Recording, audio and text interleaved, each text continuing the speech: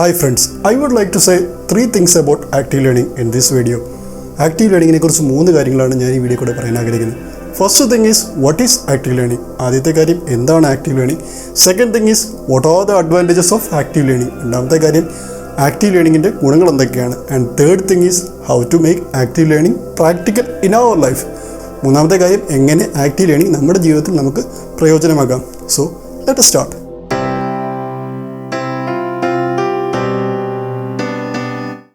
Once there lived a boy named Alex. പണ്ടൊരിക്കൽ Alex എന്ന് പറയുന്ന ഒരു ബാലൻ ജീവിച്ചിരുന്നു.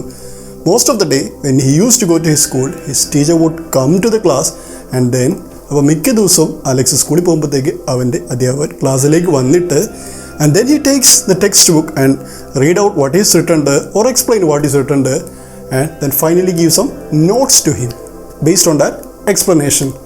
മിക്ക ദിവസവും അവൻ്റെ അധ്യാപകർ ക്ലാസ്സിൽ വന്നിട്ട് പുസ്തകം എടുത്തിട്ട് അതിനകത്തുള്ള കാര്യങ്ങൾ പഠിപ്പിക്കുകയും കുറച്ച് അതിനോട് ബന്ധപ്പെട്ട കുറേ നോട്ടുകൾ തരികയുമാണ് സാധാരണ പതിവ്. But one day his teacher told to Alex that tomorrow when you come do not bring any text book or note book. ഒരു ദിവസം അലക്സിനോട് അവൻ്റെ അധ്യാപകർ പറയുവാണ് നാളെ വരുമ്പോഴത്തേക്കും ഒരു പുസ്തകവും ഒന്നും കൊണ്ടുവരണ്ട, ഇന്ന് വന്നേക്കാൻ പറഞ്ഞു. So Alex agreed and when he went to the school next day Alex അതനുസരിക്കും. അടുത്ത ദിവസം സ്കൂളിൽ ചെന്നപ്പോഴത്തേക്ക് his teacher gave him a topic and then told Alex to explain about that. അപ്പം അടുത്ത ദിവസം അവൻ്റെ അധ്യാപകൻ അവനൊരു വിഷയം കൊടുത്തിട്ട് അവനോട് പറഞ്ഞു അതിനെക്കുറിച്ച് എന്തെങ്കിലുമൊക്കെ പറയാൻ. Well Alex is trap now because he really don't know about that topic.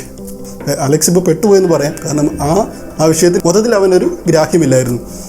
However his teacher encourage Alex to tell whatever he know about that topic. എങ്കിലും അവൻ്റെ അധ്യാപകൻ അവനോട് അവൻ എന്തൊക്കെയാണോ അറിയാവുന്നതിനെക്കുറിച്ച് അത് പറഞ്ഞേക്കാൻ പറഞ്ഞു. And so he explain whatever he know about that topic to his teacher. അപ്പം അവൻ എന്തൊക്കെയാണ് അതിനെക്കുറിച്ച് അറിയാമെന്ന്, അവന് ശരിയാണോ തെറ്റാണോ എന്നൊന്നും അറിയാമല്ലോ, പക്ഷേ എങ്കിലും അവൻ അറിയാവുന്ന കാര്യങ്ങളൊക്കെ ടീച്ചറുടെ അടുത്ത് പറഞ്ഞു. And then his teacher ask a few question on that topic to Alex. അത് കഴിഞ്ഞിട്ട് അതേ ആ ഭാഗത്തെക്കുറിച്ച് തന്നെ അവൻ്റെ അധ്യാപകൻ അലക്സിനോട് കുറച്ച് ചോദ്യങ്ങൾ ചോദിക്കുകയാണ്. To which also Alex the give answer but he is not sure whether he is right or wrong. എങ്കിലും അതിനും അലക്സ് ഉത്തരം നൽകുകയാണ്, പക്ഷേ അലക്സിന് അറിയാൻ മേല അത് ശരിയാണോ തെറ്റാണോ എന്നുള്ള കാര്യം. After this his teacher told Alex to go to the library or find some another teacher and then find more about his topic.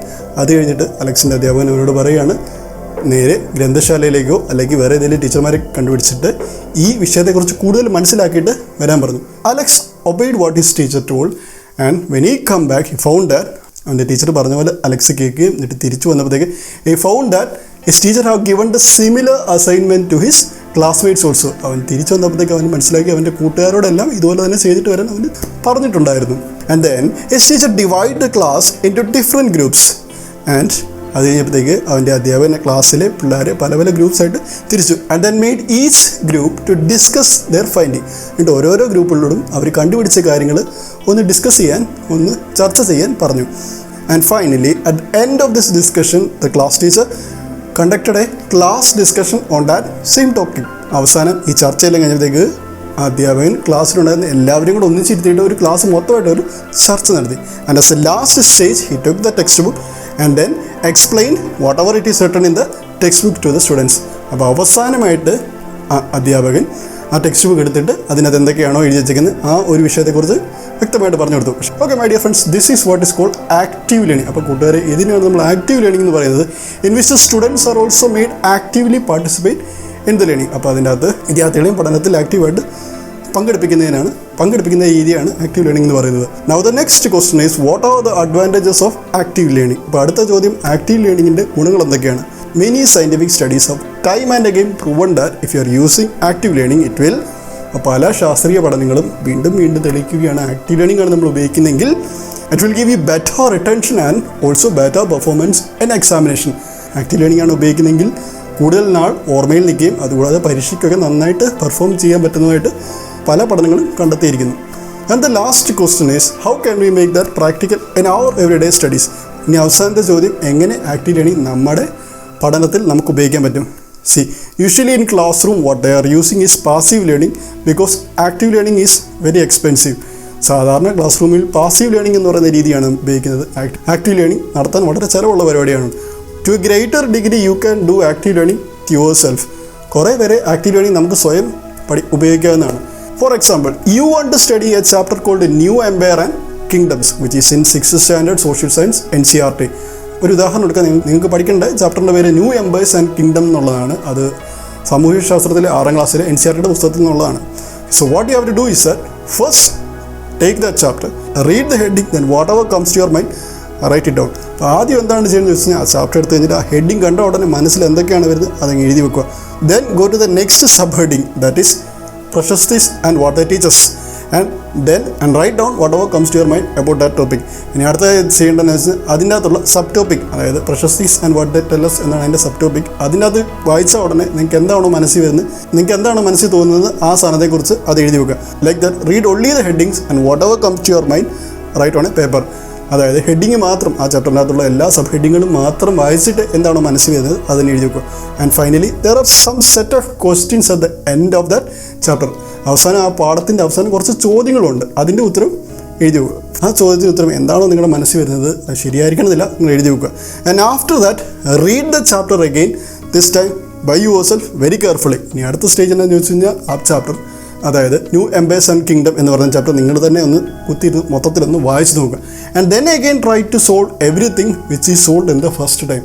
ഇനിയും അത് കഴിഞ്ഞിട്ട് മൊത്തം ഒന്ന് തനിയെ വായിച്ച് കഴിഞ്ഞിട്ട് ആദ്യമേ നമ്മൾ ചെയ്ത കാര്യങ്ങളെല്ലാം, അതായത് ടോപ്പിക്ക് വായിച്ചിട്ട് അതിനെക്കുറിച്ച് എഴുതുക എന്നുള്ള കാര്യങ്ങൾ വീണ്ടും ഒന്നുകൂടെ തന്നെ വായിച്ച് കഴിഞ്ഞിട്ട് ഒന്ന് ചെയ്ത് നോക്കുക. As you can see my friends, it's a very time consuming procedure, but if you follow that, കൂട്ടുകാരെ നിങ്ങൾക്ക് ഇത് കേൾക്കുമ്പോൾ തന്നെ മനസ്സിലാകും കുറേ നേരം പിടിക്കും ഇത് പഠിച്ചെടുക്കാൻ. പക്ഷെങ്കിൽ if you use this active learning method, then you will have better retention and then you will be able to perform better in the examination also. നിങ്ങൾ ഈ രീതി ഉപയോഗിക്കുകയാണെങ്കിൽ കൂടുതൽ നാൾ നിങ്ങൾക്ക് ഓർത്തിരിക്കാനും പിന്നെ പരീക്ഷയ്ക്കൊക്കെ നന്നായിട്ട് പെർഫോം ചെയ്യാനും പറ്റും. And then my dear friends, if you are 10th standard or you are 12th standard and facing your final examination, കൂടാതെ നിങ്ങൾ 10ാം ക്ലാസ്സിലോ 12ാം ക്ലാസ്സിലോ നിങ്ങളുടെ അവസാനത്തെ പരീക്ഷയ്ക്ക് അഭിമുഖീകരിക്കുകയാണെങ്കിൽ, അവസാനത്തെ പരീക്ഷയ്ക്ക് നേരിടാൻ പോകുകയാണെങ്കിൽ, what you have to do is that take the previous year question papers, just look at the question and write whatever you think is right. അതിനായിട്ട് നിങ്ങൾ ചെയ്യേണ്ടതെന്ന് വെച്ച് കഴിഞ്ഞാൽ കഴിഞ്ഞ വർഷത്തെ ചോദ്യപേപ്പർ എടുത്തിട്ട് അതിൻ്റെ ചോദ്യങ്ങൾ വായിച്ചിട്ട് നിങ്ങളുടെ മനസ്സിൽ എന്താണോ ഉത്തരം വരുന്നത് അങ്ങനെ എഴുതി വെക്കുക.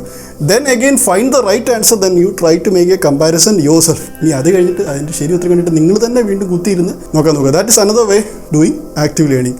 ആക്റ്റീവ് ലേണിംഗ് ഉപയോഗിക്കുന്നതിൻ്റെ വേറൊരു രീതി കൂടാണത്. Okay my dear friends, active ലേണിങ്ങിൻ്റെ കൺസെപ്റ്റ് അതായിരുന്നു. അത് നിങ്ങൾക്ക് മനസ്സിലായി എന്ന് വിശ്വസിക്കുന്നു. പിന്നെ ഇന്നത്തെ ചോദ്യം എന്താണെന്ന് ചോദിച്ചു കഴിഞ്ഞാൽ ഫോട്ടോഗ്രാഫിക് മെമ്മറി എന്നതിനെക്കുറിച്ചാണ്. അത് ഉള്ളതാണോ, ശാസ്ത്രീയമായി തെളിയിക്കപ്പെട്ടതാണോ എന്നാണ് ഇന്നത്തെ ചോദ്യം. പിന്നെ കഴിഞ്ഞ വർഷത്തെ ചോദ്യം എന്താണെന്ന് ചോദിച്ചു കഴിഞ്ഞാൽ കോമ്പറ്റേറ്റീവ് എക്സാം വഴി ലോകത്തിൽ ആദ്യമായിട്ട് ബ്യൂറോക്രസിയിലേക്ക് സെലക്ട് ചെയ്ത രാജ്യത്തിൻ്റെ പേര് എന്താണെന്നല്ലേ. അതിൻ്റെ ശരി ഉത്തരം ചൈനയാണ്. Okay friends, I will be coming back with the right answer, another story. Till then, good by.